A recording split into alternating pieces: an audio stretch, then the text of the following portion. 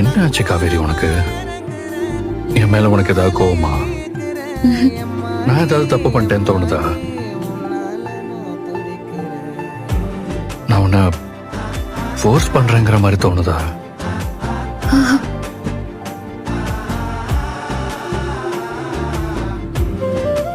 என்ன உனக்கு பிடிக்கலையா?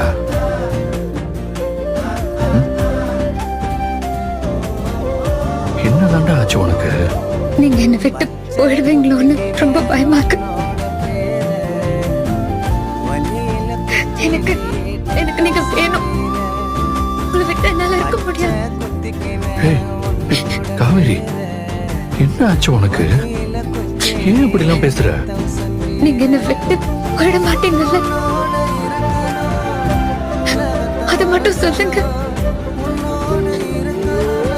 ஏய், இங்க பாரு,